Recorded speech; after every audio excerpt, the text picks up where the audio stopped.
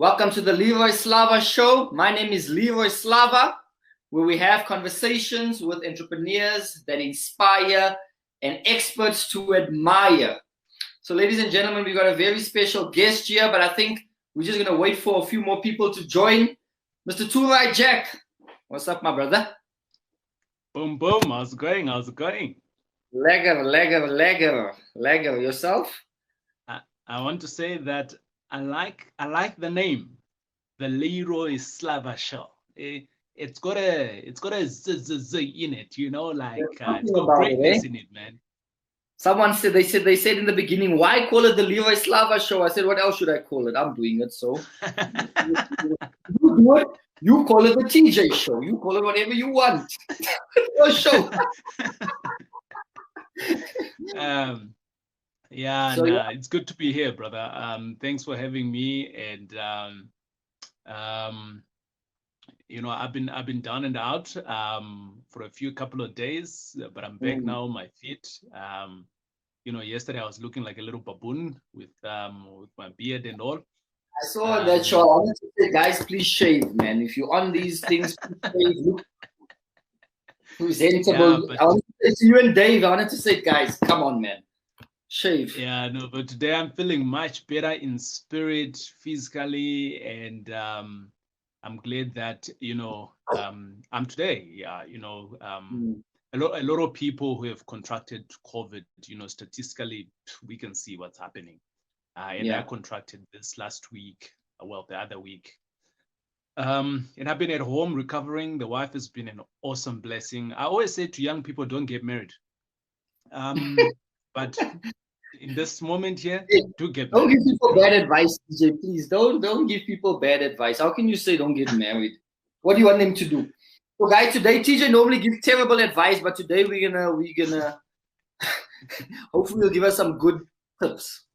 So, young people, don't take that one. Don't get married. Get married. Okay? It says the Bible says one can put 1,000 to flight, two can put 10,000 to flight.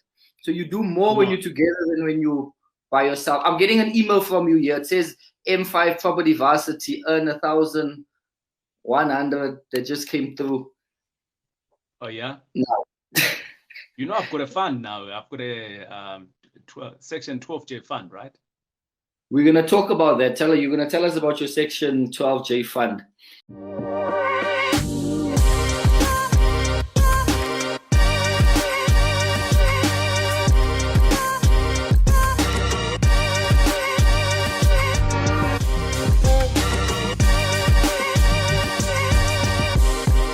So guys, we got a few people.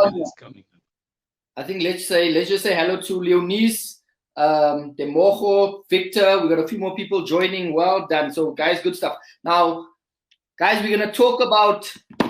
We got a special guest here too, guys. He was abandoned as a baby by both his parents. Then he became a banker. Then he went 5 million rand into debt. If that was and you thought your life was hard, eh? You thought you had a tough life. And if that was not bad enough, then he bought multiple properties around South Africa with over 200 families and 300 tenants. So if his life wasn't difficult enough, he went into some more stress there. You would have thought he would have had enough by that point, right? Not TJ.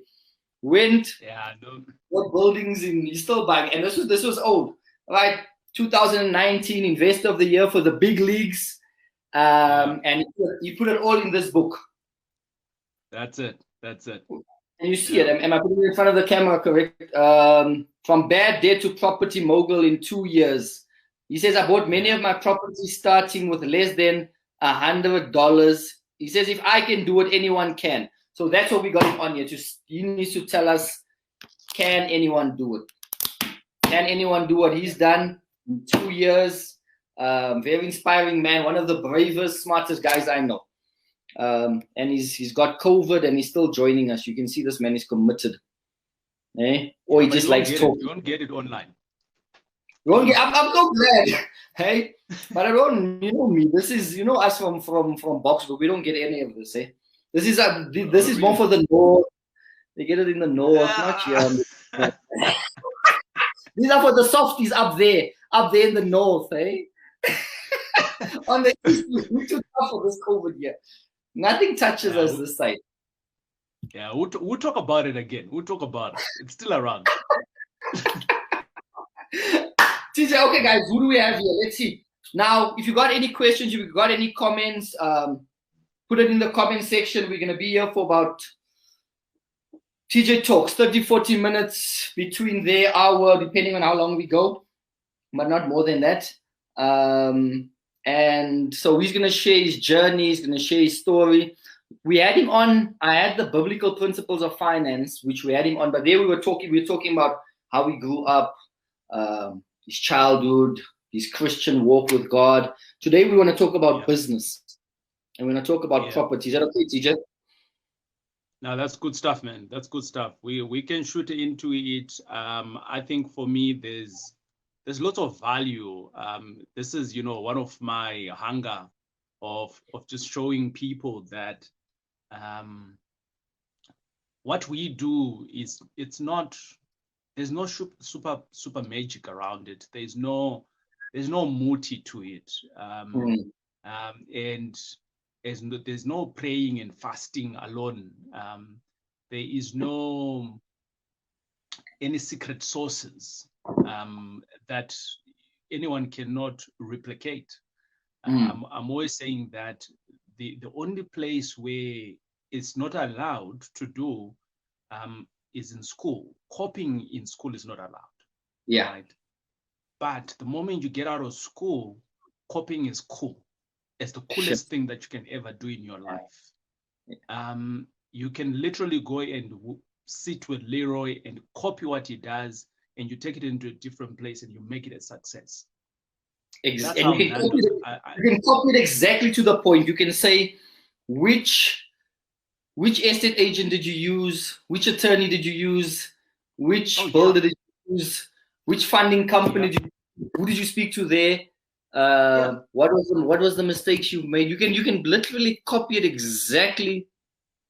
You'll have your own challenges, but that's what you can do in property. Oh yeah, awesome. So that, and I think for me that's what life is all about. I'm a big fan of Nando's. How many Nando's do we know that are uniform? Right? Some of us, we are KFC. How many KFCs do we know that are uniform? How many Mr. Price? How many? I mean, I can go on, right? And the thing is that those people, what they've just done is they've created a recipe, and they're mastering that recipe, and out of it, they replicate it into different places. I'm already doing it right now. That's why I've got a business in Cape Town. That's why I've got a business in Joburg. That's why I've got a business now in Poch. Boom, I've moved into Poch, brother. Poch. Yeah. And we thought no one would ever go to Poch. TJ went there. and it's got that north thing, ne? Poch. Poch. Yeah, once or twice, but the university's there, so I guess you I heard yesterday you're doing about over 100 beds there. But I think before we get into the four cities, the properties, I don't know how many you have now. Let's get into the start, my brother, because I think most people, you know what I find with most people don't know where to start, or they don't start. Because we do these seminars, right? We talk to, let's say we talk to 20 people, okay? Yeah. Talk to 20 people. Let's say on average, 2 of them, 10% get started. They say, okay, let me learn. 10% get started. Out of those 2, 1 or none of them will really follow through on that. So tell us how you got started. And you started with 100 rand, eh? Or your book it says $100. That's about 1,000. That's about 1,000 rand. 1,000 rand. Yeah. So I'm just going to be straight blank to the point here, bro.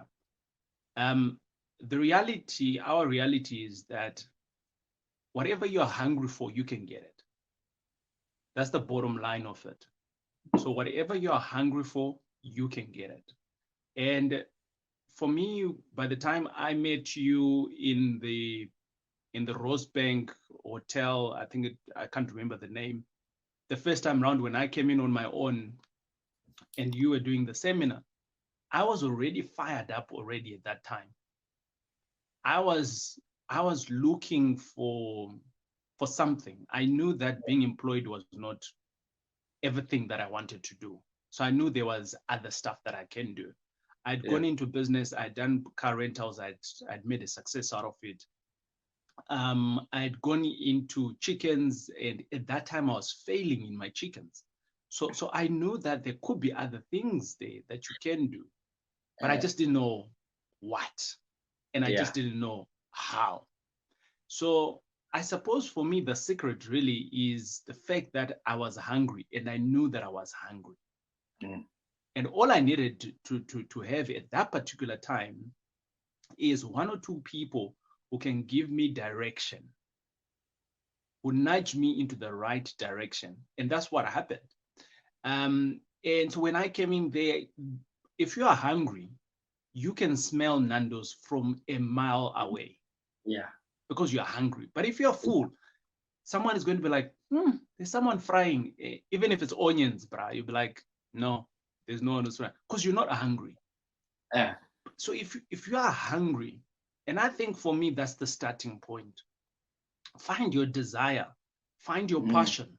For me, I found my passion, and I think a lot of people mistake me for property, actually. I'm not a property guy. I'm not.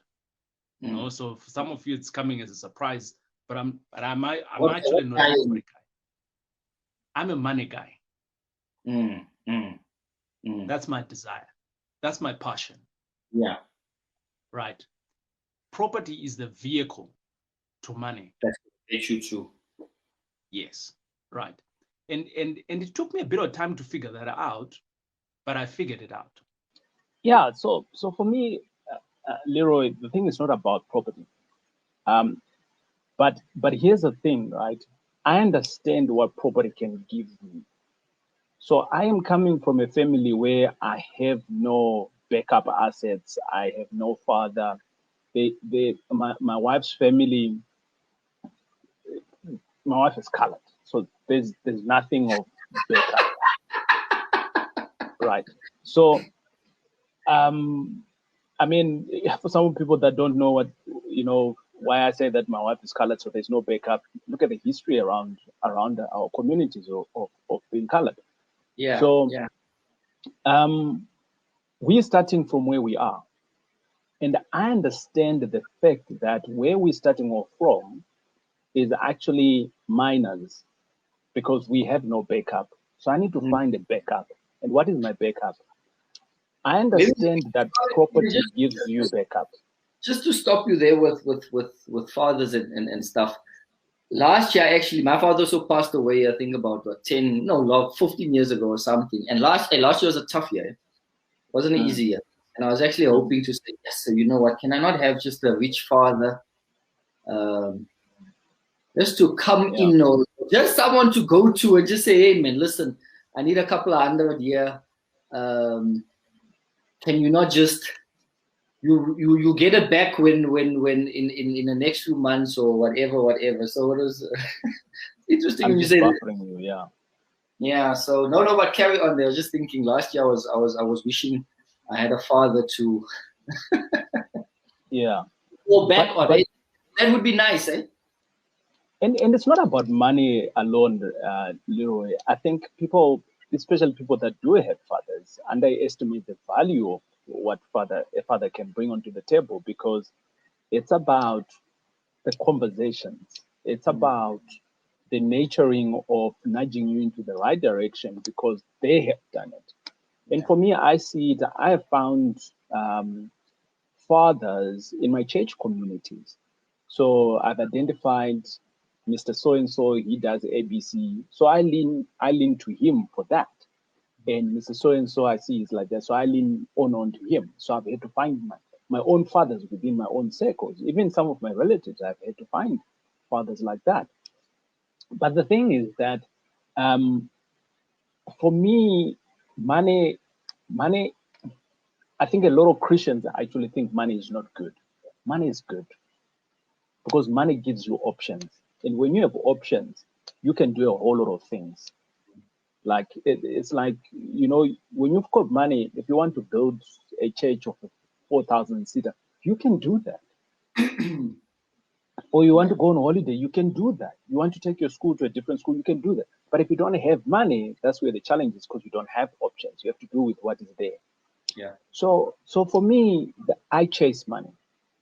But I chase money understanding that at the back of it, I need to have a foundation. And the foundation that I'm talking about is that property gives you a solid foundation. It's an asset class that can't move. So when I was doing cars, when I was doing chickens, I realized that the things that gives me money, they are mobile. So they can grow legs and then they can disappear. And so for that reason, I'm not secured. And with cars, my asset is depreciating. But with the properties, my assets are appreciating. So which means that I'm not just working in terms of buying. I am buying, but the asset itself is also working for me. So which means that there's two of us working now, right? So it's the father that I didn't have that's now working for me as well. It's the inheritance that I'm creating for myself, right? Now, having said that, I almost want to come back to the point of, so I start to talk about, I started with 1,000 Rand. Yeah, that's what I did. But I was hungry. Hunger came first. And then the second thing is that, you know, in the Bible, the three wise men, they're called the three wise men. But nowhere in the Bible does it actually stipulate why they were called the three wise men. You're taking me to a scripture now I haven't read in a long time. No, I can't. Those were the three men that came and gave Jesus the frankincense, the myrrh, and the gold. They came from the east, right? Yeah. So I mean, if you know Christian, there's a guy called Jesus Christ. He's an amazing guy. He's my father. LeRoy is dead as well. And the thing there is that when he was born, he was already ordained to be a great teacher. And these three guys knew that. So when they knew that, like this is the kicker, bro. When you are wise, you are always looking for new information. Because new information, you know it, LeRoy. New information makes you earn more money. New information gives you the edge. New information gives you a leapfrog. Yeah. And that's why they were called the three wise men, because they were always out looking for the new teacher, consuming. But here's the bad thing about it. A lot of people, LeRoy, they come into, I mean, I'm sure you have seen some people. I came to your sessions twice, right? For some people, they would come 4 or 5 times, and you meet them at someone else's, and they're there as well, but they're becoming information junkies. I identified that earlier on in my journey, and I said to myself, I don't want to be an information junkie. I want to be able to go out there and learn something, but I want to apply it. Because even in my job that I had, I was a doer. I was a young executive, but I was a doer. So I was working for Barclays. So Barclays is UK and Africa, South Africa, and they would give us all the thinking, and we need to do. So I started figuring out, so, okay, I went through into these sessions. What do I need to do? When I started seeing you talking about all of your great stuff that you had done, some do's that you had done, I was like, how can I do that? And those are pertinent questions, because at many a times we sit there and we're like, wow, that guy is amazing. Wow, that guy is amazing. So you're cheerleading. Your words are very important. So you're cheerleading, right? But change those words now into, wow, how can I do it? You're provoking your own mind. The mind. There's a book that I want you to go and read. It's an amazing book. I only read it recently. It's called The Brain Idiot. The brain? The Brain Idiots. And basically, this guy here, I enjoy stuff about the mind. The mind is an amazing place. And basically what he's saying is that for whatever the mind is exposed to, because we are born as creatures that are supposed to survive, right? Our brains already, they do two things. The first thing that they do is to go into flight mode. How can I do this? And the other one is, how can I preserve myself? So how can I take myself out of danger?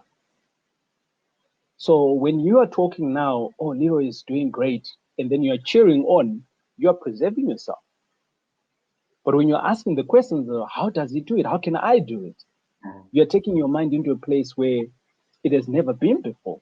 Yeah. So for that reason, the parts in your brains, they start working. What you ask today, you don't get the answer today. You get the answer, a couple of months, days later, and you start seeing, it's that whole thinking of, LeRoy, when you Candice comes through to the house with a pink car, and you're like, you're driving a pink car. What starts happening from there on? You start seeing it everywhere. You start seeing it everywhere, because your mind has gone to a place where it has never been, and now it starts seeing it. So I suppose basically what I'm saying is, when I say I really started with 1,000 Rand, the work had started in my head. The work had started a long time ago, and I was ready at the time. And when I started off now on my 1,000 Rand, basically what happened, LeRoy, I took the learnings, right? Me and you, we share the same coach.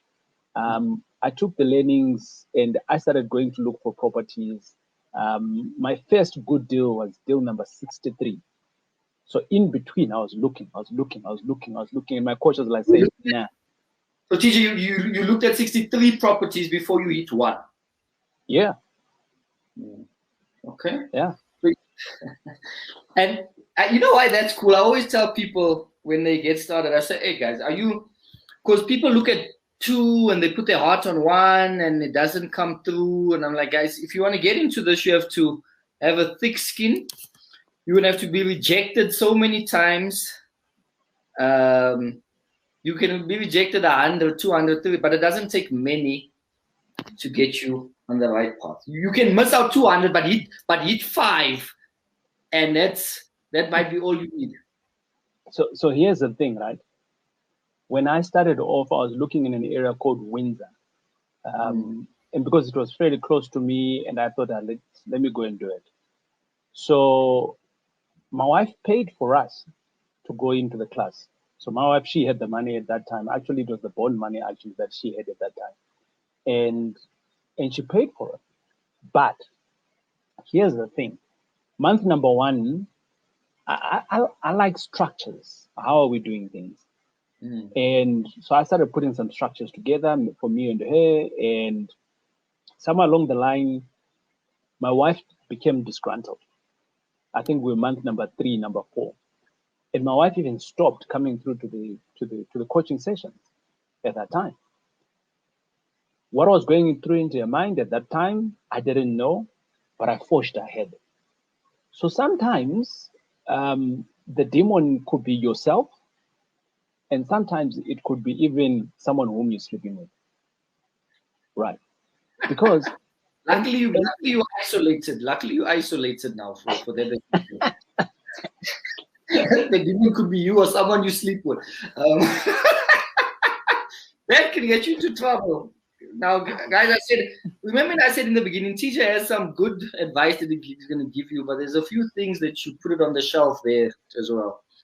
Yeah, for sure. So here's the thing, right? Yes, we went into school together, but we didn't grasp the same knowledge and the same drive at the same time. I mean, if I tell you what I told you today, and if you know Genevieve as your coach, you'll be like, no, never. Right? But what happened? I continued, right? So maybe let's say from deal number 20, this is just hypothetically speaking now, deal number 30 to round about maybe about 55, I was a lonely soldier. I'm coming home, I'm like, I found this deal. And she's like, okay, cool. Let me know what happens. Right. Why? she was dealing with her own emotions at that time, right? So those emotions could easily also take me down. Yeah. Now, and this is where I always say, you know, especially if you're married, it's very important to journey together. And journeying together doesn't mean that you're going to get it together at the same time. It doesn't mean that. It means that you have the ability, one of you, in this case, it's the male part, but in some cases, I've seen the female part catching it on than the male part, right? So whoever who catches it on, let them lead at that time. There's deals that have gone bad, LeRoy. I've come home and I'm like, Flip, I don't want to lead this thing. And my wife in the background has told me, dude, remember A, B, C, D, and she's fired me on.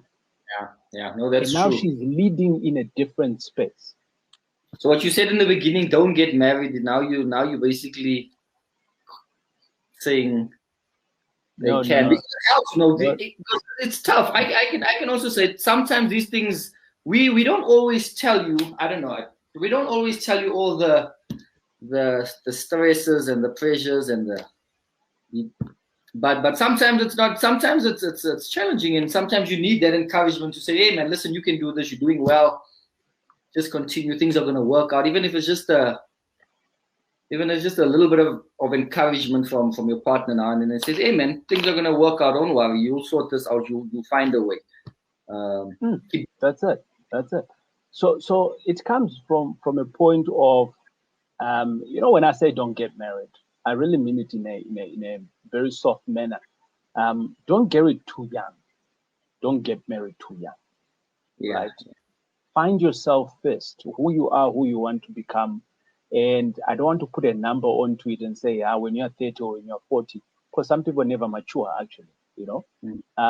So find who you are. When you find who you are and you deal with yourself, LeRoy, I've got some serious demons that attacked me. When was it? The day before yesterday, I saw a movie called 3 Strangers. I don't know if you've watched it.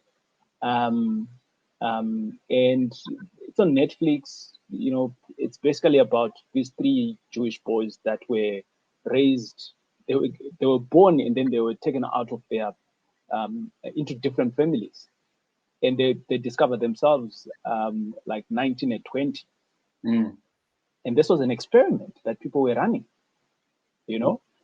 And for me, being born in such kind of a circumstance, it hit me hard, right? But I have dealt with myself. I have dealt with me being abandoned. I'm okay with it. I have dealt with everything else that comes with that, and I've dealt with it. It's in a shelf. If it comes up, I know how to manage it. And I've also demonstrated that to my wife. So when these things come up, like I can get emotional at that time, and I'm like, Flip, for you, your dad is late. Mine is still alive. I know where he is. Can I just call him and give him a bit of cuck, you know? And my wife will be like, what for? You don't need that. Just bad vibes, you know? She's going to hold me. She's going to give me a little bit of love, and she knows how to manage me, and boom, we're out of it. Right. So getting married whilst you're knowing who you are is important. But again, this is what life does. You think you know yourself. Yeah. But you don't have a business that has 200 tenants. You don't have a business with 350 students. Yeah. You become a different person. Yeah, that can change you, right? Right. So the foundation needs to be there. Then you get married to someone else, and then you start building together as you go along. So yeah. So that's some good marriage advice there, guys. So for those of you, this is a bit of counseling for some of you coming here from Mr. M5 Property Addicts. Abigail, how are you?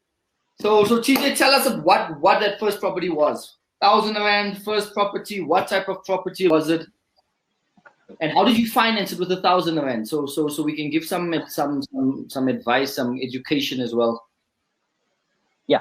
So I'm gonna nail it in around about 5 minutes or so. It's a deal. I speak about this deal all the time. And basically, I had a coach at the time. You know, Andrew was my coach, and I was looking for deals. Deal number 63 popped, and I did my numbers, and I sent to him, and he said, "This looks like a good deal." And I was like, "Yeah, I know." And I only said I know because obviously I've been grinding. It's 63 deals. Yeah. I kind of like have an understanding of what he's looking from me, right? And I think I found it now. It's a 2-bed, 1-bath in Kempton Park in a small street, not far away from town. I'm forgetting the street's name, but it's a 2-bed, 1-bath. And basically, I see the evaluation on that property, and the evaluation of all the 2-beds, 1-bath is sitting on around about 400, 450. Yeah, I saw it was 2-bed, 1-bath. Yeah, and then the first thing that came up was that I had negotiated this to around about 160,000. It was on the market for 390, right? So 160, I was like, okay, it's a good deal. And the estate agent, forced me to have a deposit. I had no money at that time, like literally had no money. So I called Andrew and I said, Andrew, how can we scheme this one? And he says to me, you don't have any money. And I'm like, I don't have any money. And I think at that time, Andrew thought that I was joking. And I'm like, I don't have any money, like seriously, no money. And he says to me, okay, cool. Let's give it a day or two. Send me the offer to purchase in terms of, how you have crafted it. At that time, I was also being hungry in terms of listening to so many people, how to do an offer to purchase and things like that. So I had a shell of stuff that I put in into the offer to purchase. So I put in like a 30 business day to look for funding. So I had a good, 2 months to look for money on this thing. And out of that, after about a week, Andrew just said, look for money from everywhere. So I started knocking doors from people in my workplace and everything else. And the estate agent is pressing to say you need to put in a deposit. How much is the deposit you wanted? So Andrew said to me, okay, how much are they saying that you need to put in a deposit? I said, no, they're not saying any amount. So Andrew says, so how much money can you come up with in the next 30 days? And I said, I've got about 1,000 rand that I can spare off from my salary. My salary is coming in 15 days. So he says, okay, fine. So put in 1,000 rand. So I put in 1,000 rand on the offer to purchase, and boom, it was accepted. Yeah. So with that now, so the deal goes through. Now it's binding. Now I need to find the 159. Exciting, eh? It is. No, not exciting. It's exciting now. Yeah. Then it's scary. And I looked around. No one, I couldn't find anyone. Why couldn't I find anyone, LeRoy? It's because I had no system at the time. I was just randomly asking people. At the time, there was some form of a group of that was on Facebook. Andrew said to me, post on the group, put a flyer or something like that. I tried everything.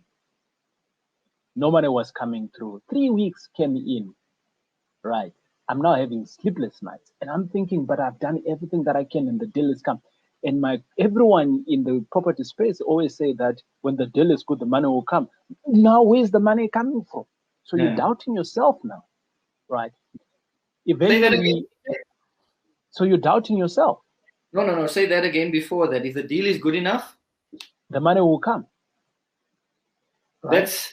That's difficult to accept that in the beginning, eh? And it took me that as well. It took me years. I think you actually got that before me. That if the deal is good enough. Now, guys, I would actually write that down if I was you. That's a powerful tip they gave us. If the deal is good enough, the money will come. It always comes the last hour, but it it comes.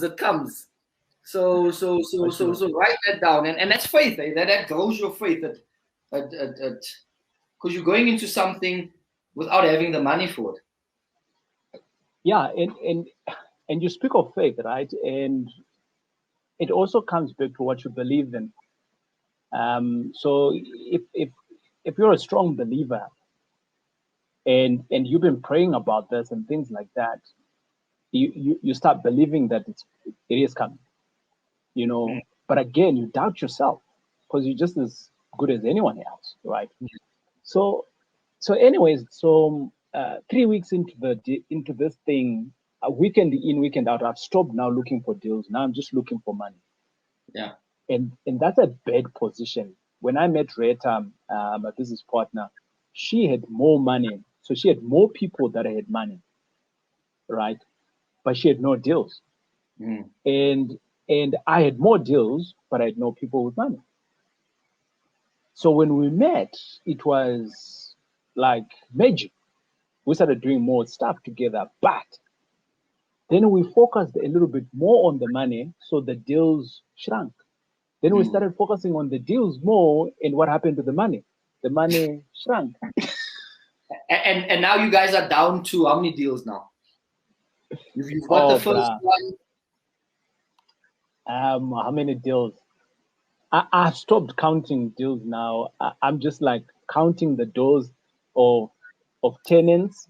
That one, yeah, I can count tenants very well because Bevan, who's my property manager, is the one who keeps us honest there. Yeah. And the number of beds, because we know exactly on the inventory how many beds we have. So we round about 213 tenants in different buildings across. And by the time the first semester is kicking in now, we should be hitting around about 300-400 beds. I'm just closing a few deals out in the porch. Nice one. That's powerful. Yeah, but the porch story now is an amazing story of the Nando's scenario. But TJ, before you go, before the porch now, so now you did the property for 150,000. You found the money, you closed the deal. Rental probably for between 4,000 and 5,000 rand in Kempton Park. Right? You get your tenants in. You're making a cash flow of, let's say, 1,000 rand. Not very exciting, eh? But it's your first deal. You probably. Oh no, it's extremely exciting for me because that 1,000 rand was money that I didn't have, and by the way, in week number 3, Andrew introduced me to one of his students. Yeah. And this guy comes in, elderly guy in his 70s, engineer by profession, and he says, "Let's meet." First time I meet him up at a Wimpy, and he's not even talking about the deal. We're just talking general stuff. And I'm eager. I want to show him stuff. I'm like, "Here's the deal." And he says he's running out of time. He has to go. And I'm like, "What kind of a person is this?" He comes here, we want to talk about the deal, and he's just asking about stupid stuff. Like, we don't even talk about the deal. But what's wrong with this guy? And I call Andrew. I'm like, "Andrew, I don't think this guy has money." Yeah. Like, I don't understand him. We never even spoke about it. So surprise, surprise, he gives me a call, and then he sets up a second appointment, but this time at the property, right? But this is like 4 days apart. So I am thinking I've got a bite, but the bite is gone. In my mind. And basically what this guy was doing was sussing me out. He was trying to see whether can I work with this guy. Yeah. I didn't see it. He was after the relationship. I was after the transaction. That's a dangerous position to be in property, because when you meet a transactional person and you're after the relationship, even if that person has millions, that the relationship is not going to work because they're not after the relationship. It's the transaction that they are after. So they're going to do everything at whatever that they want to do to save the deal or to be in the deal. So they don't care about the relationship. Yeah. So for me, I'm relationship based. I am looking for people that I can jump into a relationship with. We can build, like all my partners, my investors, I know them by name. I know who they are. I know who they're married to. I know if they got kids, I know who their kids are, right? We're building something greater than just buying properties. Properties is just a vehicle of what we're trying to build. Now, TJ, I've still got so many questions for you. I don't think we're going to get to all of them. Let's jump to, now you've done the small deal. How did you jump from the small deal to the big buildings? It was by fluke, actually. So I just continued looking for deals, and deals continued coming, closing, deals continued coming, and I stumbled upon almost like a mixed use property.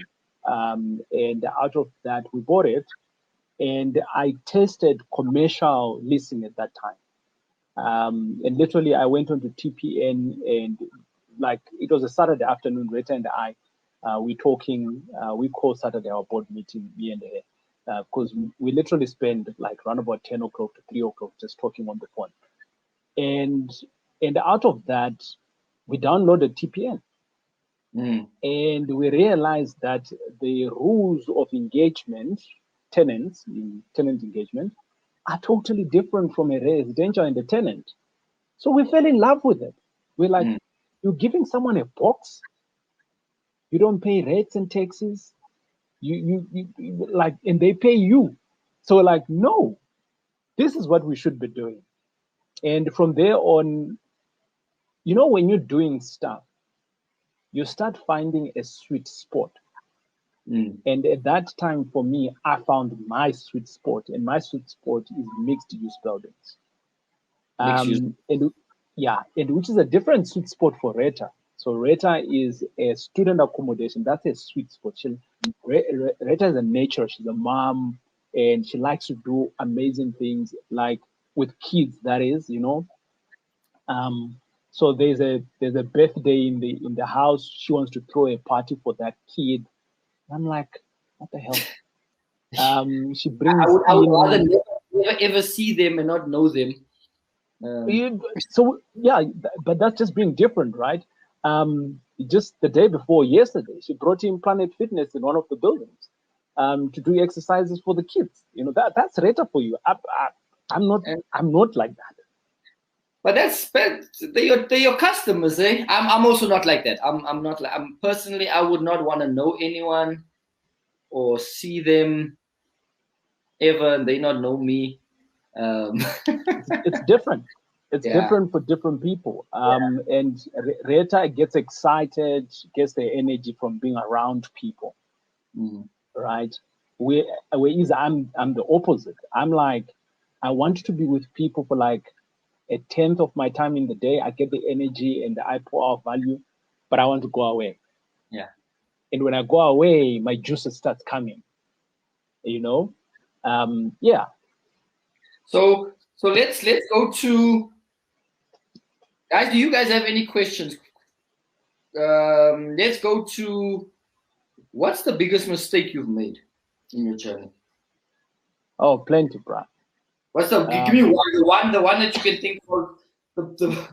Give us the big one, the massive one. Not to scare anyone away, guys. It's good to know that things, what mistakes, because you are gonna make mistakes, and yeah. So disclaimer out there: embrace mistakes. If you don't embrace mistakes, you're not going to grow. So mistakes is part of the game. There is no child who's ever started walking without falling. So the more they fall, the more they know how to walk, and that's for me. That's what I take it as. So my biggest mistake is not being able to identify, and I want to speak to the transaction and the relationship part. Not being able to understand the difference in people, on people who are looking for relationships and people who are looking for transactions.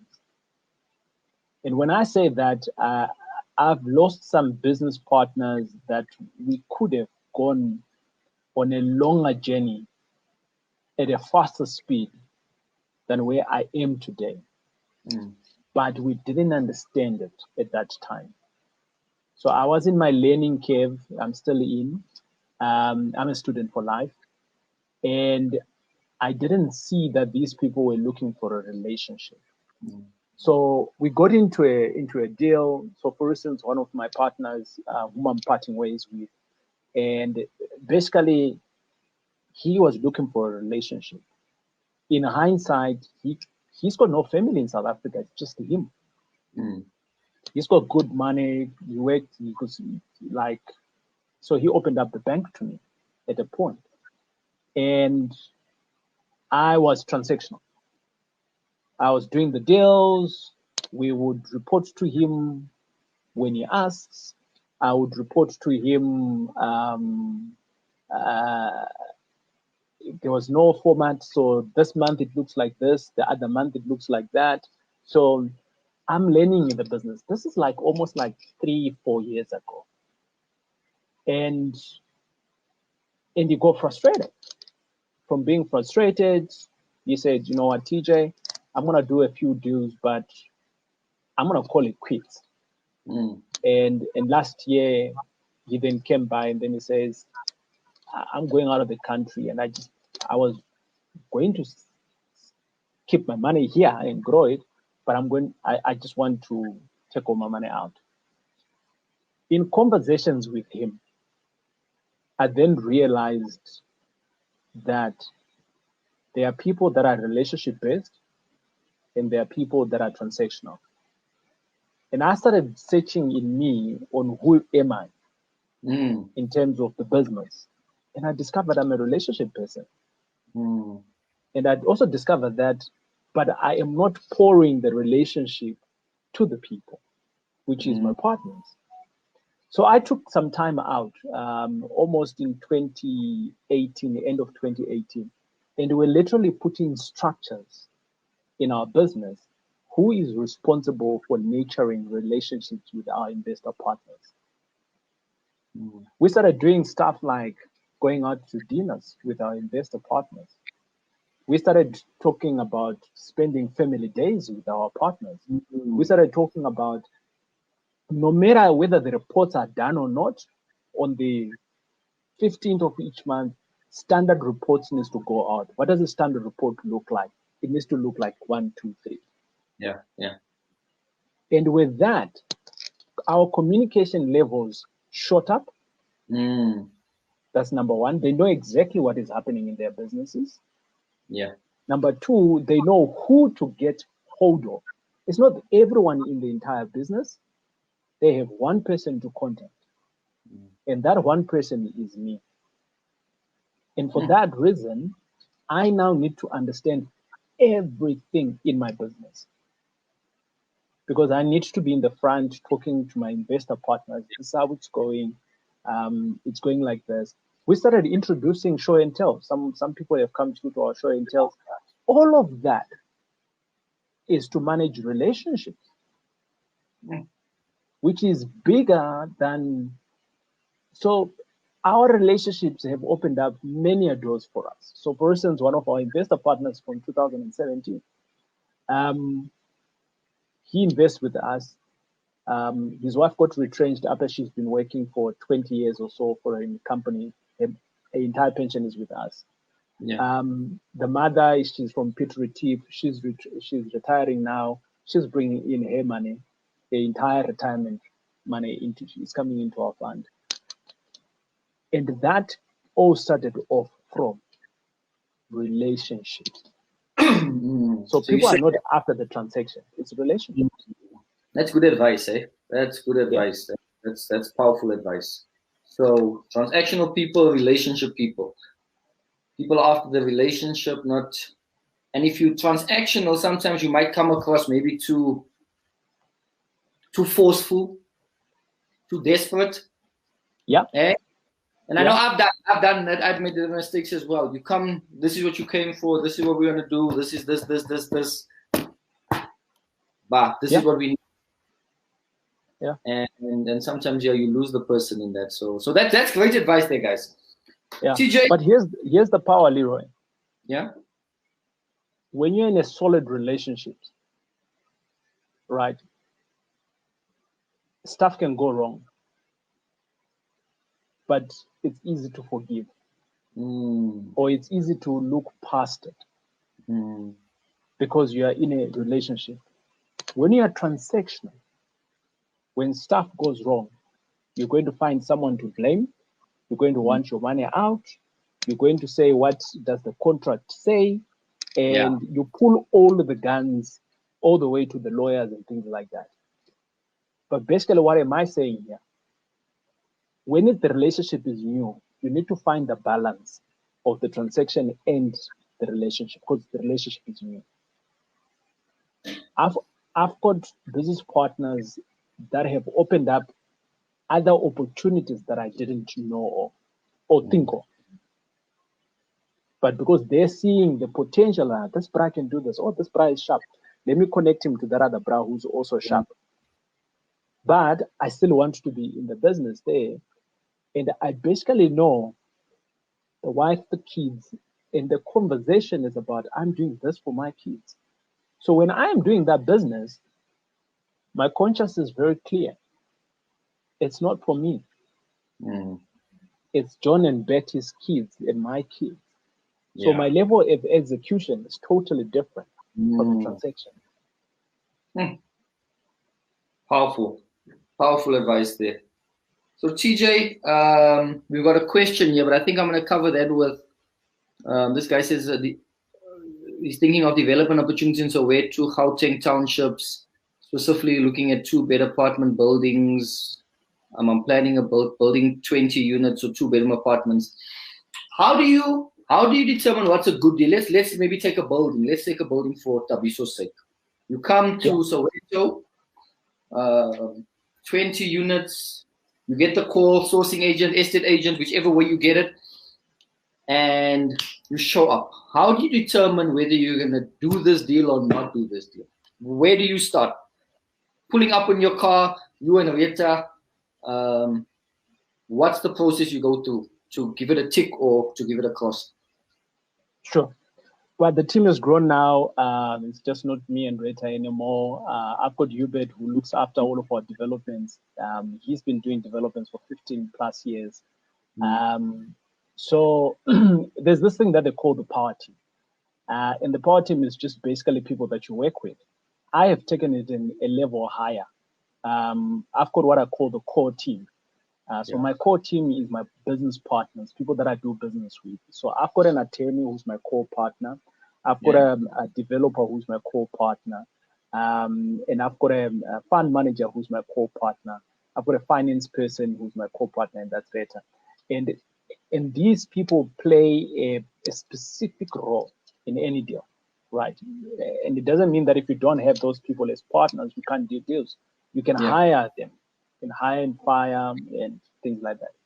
So I get into my car, I go and see it. But before I even go and see any property, I like to pull reports, right?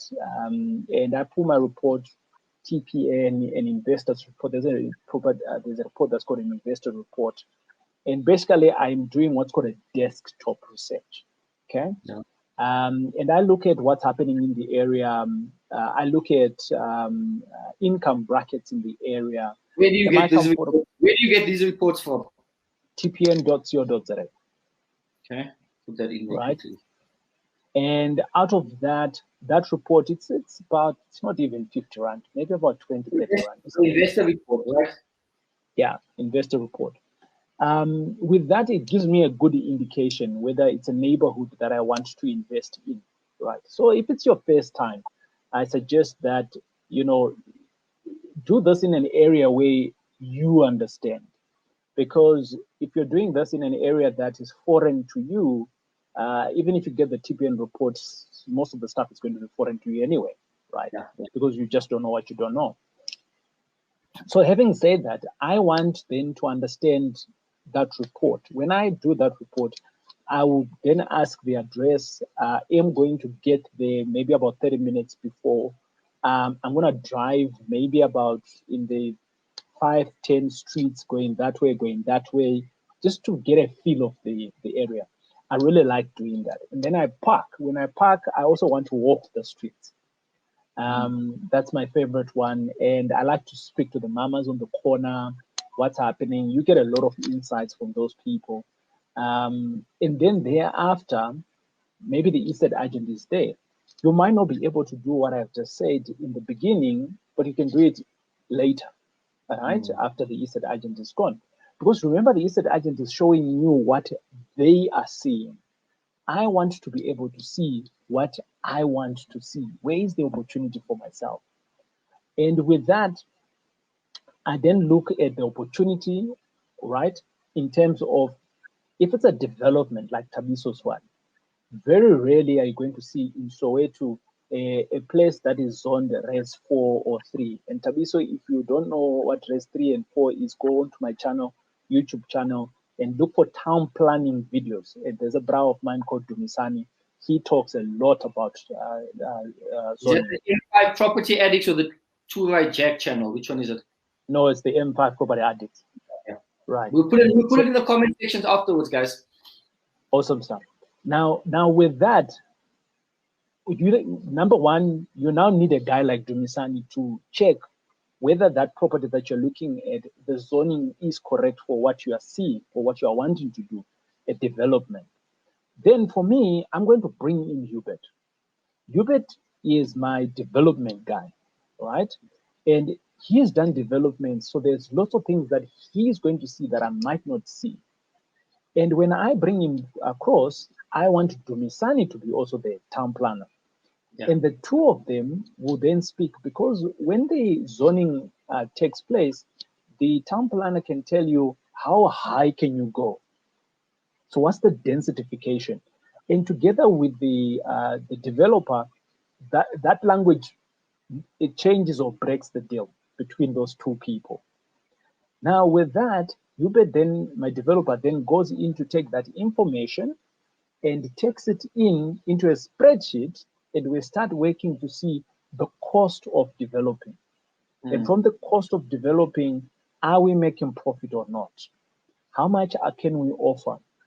At that time, for me, if it is zoned correctly, I will put in an offer. It's a good deal for me to go, because I can literally submit my plans, and then I can go and build in less than a month. But if it is maybe the development is not even zoned correctly, but I have another property down the road which is zoned, I'm going to go for that one, and I'm going to leave this one. The zoning takes long. It takes long. Yes. But it doesn't mean that it doesn't mean that it can be done. It can be done. But I'm just now looking at, you're looking at multiple opportunities that you have, and that's the beauty of it. If you have more opportunities that you're looking into, you can start hand pick. And from hand picking, you can now be able to say, that I'll do. The one that you looked at today, maybe it's not ripe today, but it could be ripe in 2 months' time. Yeah. So you can come back to it in 2 months' time and execute it. So for me, it's about the area, Leroy. Am I comfortable in that area? That's number one. Number two, am I comfortable to grow into that area? Because I don't like to be like my father, just planting kids all over the show and not look after them. I'm not like that. So I want to be able to have a property in an area, but I also want to set up office in that area. So I want to have like an estate agent who's going to work within our office. I want to have a collections person who works in that office, in that area. I want that business to function outside me. Right? Now, I can't do that with one property. So I never go into an area and I look for one property only. I have the big picture in mind. Can I grow in this area? And if the answer is yes, I'm going to do that property. So which means that I'm comfortable with the area, which means that I've got a bigger picture for the area. And in the background, everything else that I'm doing in Empire Property Addicts can come in and plug into that. So Bevan, who's my property manager, now comes in with his estate agent, and that person works directly under him, right? Yeah. And the finance part of it, Retha needs to look at it from one aspect. The money is there, yes, it's there. Where we're going to get it, boom, it's there. Hubert now needs to come in to do the development. When it's done, he hands over to Bevan. And thereafter, I sit on the sideline and I see the project just running.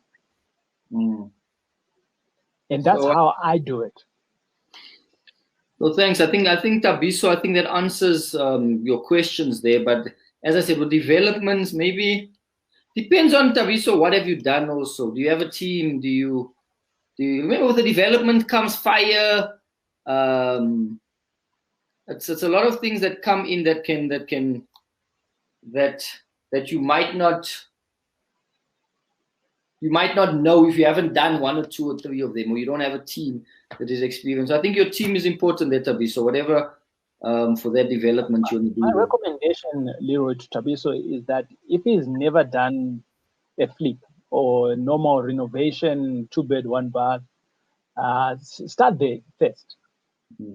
Because it's good to make one toilet mistake on a 2-bed, 1-bath, because it's just two toilets or one toilet. That's 300 Rand. When you've got a development and you miss to include a toilet, that's 300 times 20. It's an expensive exercise. So learn the skills on something. I'm always saying to people,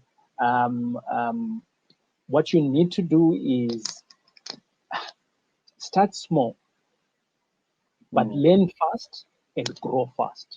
Yeah. Right. So why am I saying start small? When you're starting small, you're learning the foundation. And the more you're going to learn, because you've got a foundation, it becomes easier to scale because your foundation is there. But when you've got no foundation, it's difficult to scale. And you don't know how to scale as well. And you can't see your loopholes. You start losing money. Yeah, no, that's true. So Tabiso, if you have done a few, and then I'll put the reports in there, check the investor reports. So TJ, so what's next for TJ? What's next in the next few years, next 5 years? Are you taking over South Africa Port? Then it's then what else? Are we running for president? Then going overseas and going to the UN, and what's next? Yeah, so what's next for me is I don't like talking 5 years. I like to talk about 2 to 3 years because I can see it, I can define it, I can touch it, and it's things that you and I can quickly go and touch. 5 years, I think we lose a lot of people. So number one, we've just bought, or should I say, we've just now created a Section 12J fund. And within that fund, it allows me to scale, right? So that's number one. And it allows me to scale within the right confinement of investments. So we are FSB registered, and people who invest in a 12J, in a Section 12J, what's Section 12J first? I think we're going to have 1,000 people listening to this afterwards. And okay, so Section 12J, basically what it is, it's a government-initiated fund. So you've got different investments structures that are out there, and one of them is a Section 12J. So it was initiated by Tito Mboweni, or not Tito Mboweni, but by the Minister of Finance back then. And it works within the SARS framework. And basically what it is that if you invest in a Section 12J, SARS then gives you up to, we all know that personal income tax is taxed up to 45%, right? Yeah. So you get that back. So for an example, you invest 100,000 into my fund, into a Section 12J, and it's not M5 fund alone, it's a Section 12J. So there's many Section 12Js out there. So what basically happens, LeRoy comes in, he invests 100,000, and out of that, when you do your tax returns, just like you are going to submit your medical aids and all of those things you submit, isn't it? Yeah. You also need to submit for the Section 12J. So we give you what's called a tax certificate, and you also get a share certificate. You submit that. If your tax bracket is 45%, you get 45,000 Rand coming from SARS. Sure. Yeah, and that's for me that invested. Yeah. So I give you 100,000. I submitted to SARS. SARS gives me 45,000 back. And then you buy the building with 100,000. And then what happens to that with the building? What do I have ownership? What do I do? Do I get a return on the 100,000? So you get a return. You get a return, which is the dividends, and we pay out quarterly. And over and above that, the appreciation of the building. So you still own the part of the building. And basically what it is, when you get your share certificate then defines, which building it is, where was it bought. So you actually own part of that. And you can sell your shares if you want a little bit later, but it has to be within 5 years. Yeah. So a Section 12J will lock you for 5 years.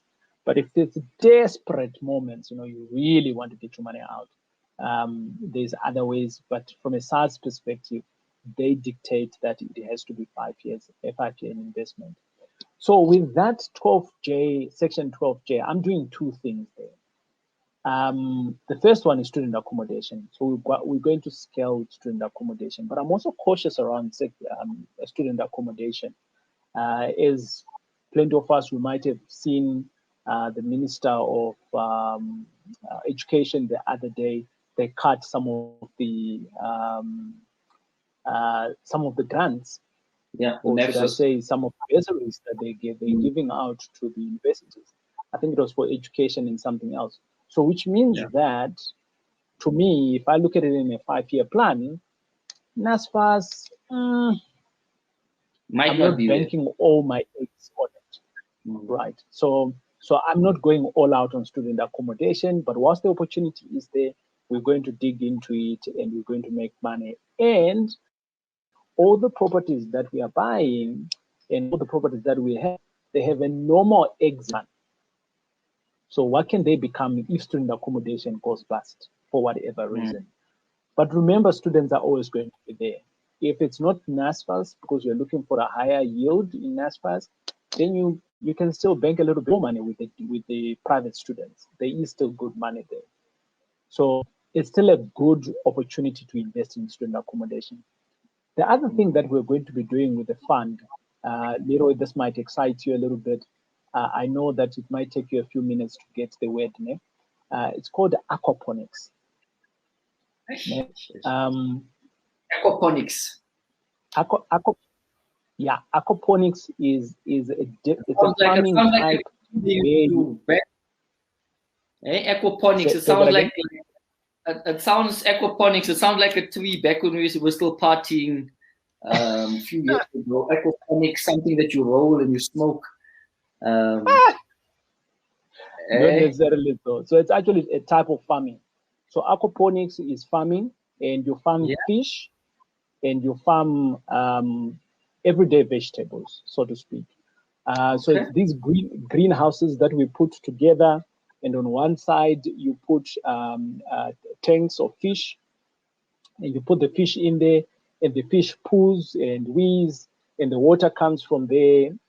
When fish poos or pees, it's full of nitrogen, right? And nitrogen, that's what makes plants grow, right? So the tanks are there, the fishes poos and pees, and it comes from there, it goes into another tank, and within that big tank, we are now able actually to plant things like lettuce, cucumber, everyday stuff that you see in your kitchen every day. So what are you going to buy these farms and set them up? What are you going to do, TJ? So we've got the land already. So we are buying small pieces of land, and out of that we put in the infrastructure to allow aquaponics on it, and we're going to farm the fish and the vegetables there. And this is the food that you see in Spar, in your Pick and Pay. It's not organic. It's a different level of. If you've got kids that have allergies and things like that, this type of food here is 100% nature. So this is the creme de la of farming. I'm sorry. I'm sorry. Yeah, nitrogen. Guys, I think we've gone over an hour now. We're an hour 12 minutes. So I think we need to get you on to explain that in detail. Aquaponics. I'll take you to the farm, LeRoy. I'll take you to the farm. Take you to the farm. And when we're at the farm, we'll do a live there, so we can explain it there. Where is the farm? So we've got one in Midrand, and we busy planning the design. One in Pretoria North. That's about 2 hectares there. We still need to clear the land. The guys are still busy with the designs. Where's the fish? So the fish is quite delicate, right? And a lot of people now are saying to me, but TJ, this is not real estate. It is. How? This is not. It is. Yeah, it is real estate. You buy the real estate, you own the real estate, you own the land, and you do fishing on top of it, eh? You probably need to know what they're doing, eh? You probably need to get someone who knows what they're doing, eh? It's good. It's just as good as student accommodation. Is there money student in the accommodation? It's a different business that you're putting on top, isn't it? But are you going to make a lot of money in this? Where do you make the food? You sell it to your spas? You sell it to the community. The community around there. You sell it to Spa. You sell it to Pick and Pay. The demand of our farmers, there's more and more farmers live in the country. Yeah. So at some point, go to Woolies, bruh, and check where our vegetables are coming from. Go into Pick and Pay and check where the vegetables are coming from. Let me know when you come out of lockdown and you go to your aquaponics. Is it right? Aquaponics. Don't worry, it took me 3 weeks to figure out the name. I'm gonna come join you soon. But I think, TJ, we've been going for a while now. Thanks for joining us. Awesome, we appreciate it. It was brilliant insight there. Guys, I hope you guys got something from it. I know I got a lot from this. Always learn something when you speak to TJ. He's always busy with new things, new ideas. So maybe, TJ, I think, where can we get a hold of you? What you can do is you're going to WhatsApp me your contact details. We're going to put in the comment section. But just where do we get your M5 Property Addicts? If you want to follow you personally, where can we get a hold of you? Everything of mine is M5 Property Addicts. Okay. M5 Property Addicts. Facebook, Twitter. Everywhere. Website. Everywhere. Instagram, YouTube. Yeah. Everywhere we are M5 Property Addicts. So M5 Property Addicts is obviously the holding company, and out of that we've got M5 Property Varsity, which is the school that we teach other people, and out of that is Frost Peak, which is the property rental business that we do, and next is Exterra, which is the construction arm of the business. So each stream, each department in my world is its own business that functions on its own, and it's got its own balance sheet. It needs to be profitable in its own, and that's how I'm growing the business. And our student accommodation is managed in a separate business that's called My Student House. And My Student House, again, on website, on social medias and things like that. So I'm just growing a business, man. That's what I'm doing. No, but well done, brother. Well done in your success. You inspire us. Thanks, brother. To follow in your footsteps. Guys, so if you want to know more about property, M5 Property Addicts, if you want to invest with them, if you want to learn from them, the education side as well. So we are going to put the details in the comment section for you. TJ's going to send it to us, and then I'll put it in there, and then you can contact him, and you can go learn from them, invest with them, and maybe even farm with them if you want. Yeah, I mean, there's other people that want to. So I'm expanding into different towns.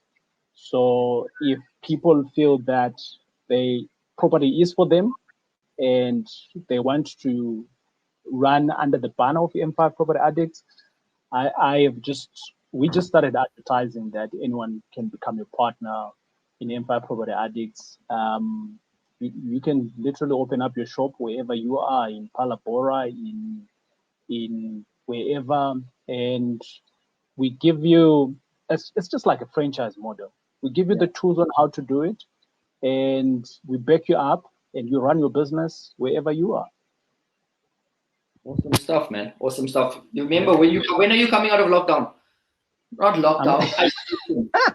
We are out of lockdown. Yeah, so I should be out this coming Saturday. I'm coming out on a Saturday, so it's going to be a party, yo. Party. At my house. Yeah. So what we do is when he goes to the Aquaponics farm, we'll go there. We'll do a video. We'll post it. We'll do our show there on the Aquaponics. It's interesting. It's always good to learn new things, expand your mind, expand your thinking, and find out new things that's happening out there. What I'm going to do, seeing that we're talking about it, I actually shot a video whilst I was at the farm with the brainchild of Aquaponics. His name is Justin Hess. I'm partnering up with him, so he understands it better. So I did a video with him, and it's on our YouTube page, but I'm going to extract the link and send it to you. Do that. But it doesn't take away our trip still. We'll still I'm curious. I want to see it. Yeah, for sure. It's a different thing. For me, it's something that can create jobs for our young sisters and brothers. It's an easy. How big of a land do you need to do it on? About 1 hectare. That's big. Too big. We've got about 10,000 squares in KZN. Which we don't know. We can make it work, bro. Which we don't know what to do. Or we bought those was in the beginning one of those emotional buys where the rates are just going up, the land is vacant. So we need to finally find something to do with that land. Let me send you the link, and we'll go to the farm, and you'll see it. Your mind will be blown away. And out of that, the team can design what works for you. But what's very important is obviously having market before you start. Yeah. It's just like property. You gotta have tenants before you start seeing what you are going to do buy to let. Awesome. It's been great chatting with you, brother. Let me dash. Thanks so much, we appreciate it. Once again, we're going to get to the farm. So, ladies and gentlemen, conversations with entrepreneurs that inspire and experts to admire. Taurai Jack, we're going to put his details in to follow him. Next week, we have Umbiza. Do you know who Umbiza is, TJ? No, sir. Umbiza is a guy from Aldo's. Colored guy. Right. He started doing in the community. And he has a huge following now. All the colored communities in South Africa is following him. He went from just like an influencer, like a guy talking about what's happening in South Africa in the community, and he got a huge following. Yeah. And now he's going into politics, which is interesting. Interesting story. So we're getting him on next week. We're going to talk about how he went from just doing the videos to having hundreds of thousands of people following him all around South Africa. And now he's going into communities, changing communities. And he says he's going to be the mayor of Joburg. Oh, yeah? Yeah. So he works closely with Gated McKenzie and them and Kenny Kunen and them. So we're getting him on next week. I'm excited and interested to see what he did and who he's following that big and what they're busy with. So Umbiza, guys, next week, same time, same place, live. All the best. This is going to go on to YouTube. Follow my YouTube channel, LeRoy Slava. And once again, thanks, TJ. We appreciate it. We love you. All the best. We'll do one at the farm soon. All right. Stay well. Cheers, LeRoy. Bye-bye. And thanks, guys. Cheers. Bye-bye.